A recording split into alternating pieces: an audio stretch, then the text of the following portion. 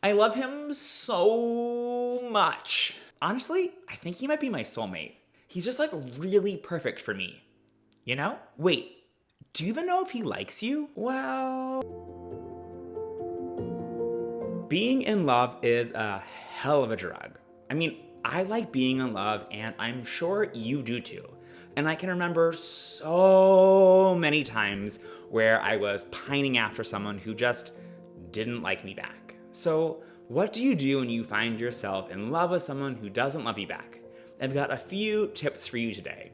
But first, hey there. If you don't already know me, my name is Brian G. Murphy. I'm an activist, educator, and certified relationship coach, and I'm here to help you build and sustain relationships that are fun and fulfilling. For as sacred as a concept that love supposedly is in our culture, it's a word that gets thrown around an awful lot.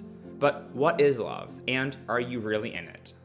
Here's where a dictionary definition can be surprisingly helpful.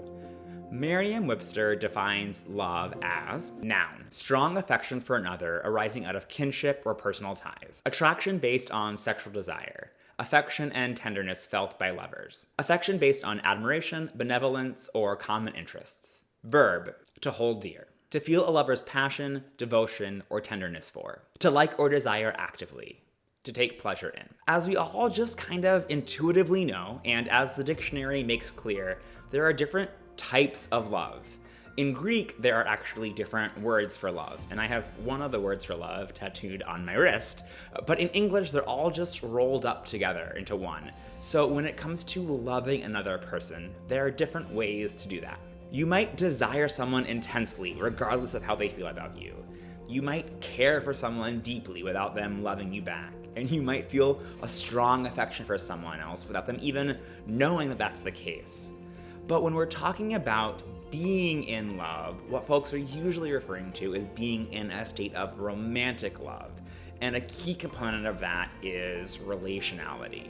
Affection and tenderness felt by lovers requires at least two lovers.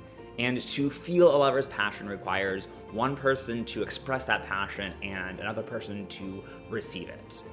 If the person that you're supposedly in love with doesn't reciprocate, if you aren't in some sort of romantic relationship with them, you might feel love towards them, but chances are you aren't actually in love with him. You're in love with an idea of him. You don't know how he'd treat you in bed, you don't know how you'd handle conflict, you don't know how you would take care of each other or not take care of each other.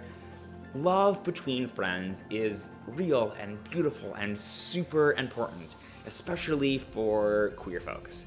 And you can love your friends without idealizing them into this idea of a romantic partner that just isn't real. It's important to focus on the real relationships that are really in front of you. Retreating into fantasies might feel safer and more exciting, but ultimately they're going to be less fulfilling. If you want more resources on finding, building, and sustaining relationships that are fun and fulfilling, I've got a video that you should check out next. It's right here on the screen. Go ahead and click on it there, and I will see you over there.